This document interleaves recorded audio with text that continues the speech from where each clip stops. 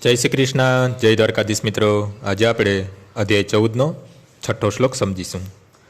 તત્ર સત્વમ નિર્મલ તત્વાત પ્રકાશકમ નામયમ સુખસંગેન બંધનાંતિ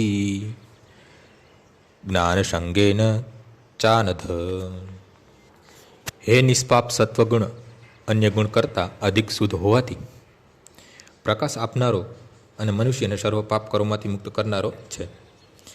જે મનુષ્ય આ ગુણમાં અવસ્થિત હોય છે તેઓ સુખ તથા જ્ઞાનના ભાવથી બદ્ધ થઈ જાય છે.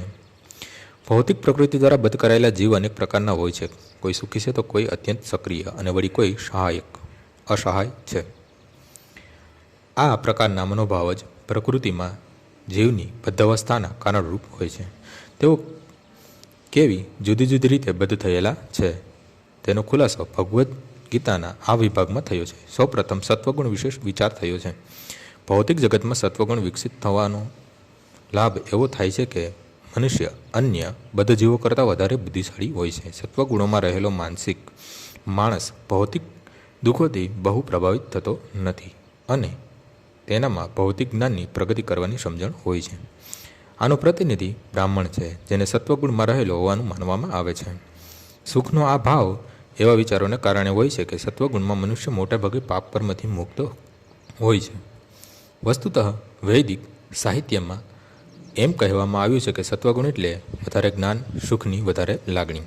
અહીં મુશ્કેલી એવી છે કે જ્યારે મનુષ્ય સત્વગુણમાં સ્થિર થઈ જાય છે ત્યારે તેને એવું લાગે છે કે પોતે જ્ઞાનમાં ઉન્નત થયો છે અને મનુષ્ય અન્ય મનુષ્યથી શ્રેષ્ઠ છે. આવી રીતે તે બદ્ધ થઈ જાય છે. આ બાબતમાં વૈજ્ઞાનિક તથા તત્વચિંતક ઉત્તમ દ્રષ્ટાંત છે.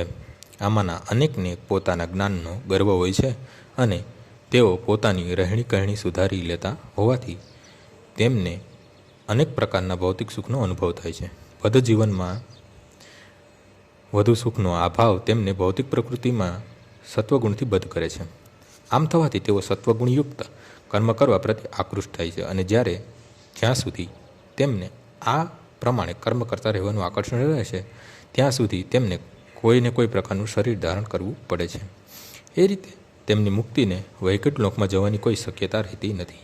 તેઓ વારંવાર તત્વચિંતક, વૈજ્ઞાનિક કે કવિ બનતા રહે છે અને જન્મ મૃત્યુની અવગડમાં ફસાઈ કરે છે. પરંતુ ભૌતિક પ્રકૃતિ માયાના ભ્રમમાં રહેવાને કારણે તેઓ એમ વિચારતા હોય છે કે આવા પ્રકારનું જીવન આનંદમય હોય છે. આજનો શ્લોક અહીં પૂર્ણ થાય છે. આવતીકાલે ફરીથી સવારે 6 વાગ્યે મળીશું. જય શ્રી કૃષ્ણ.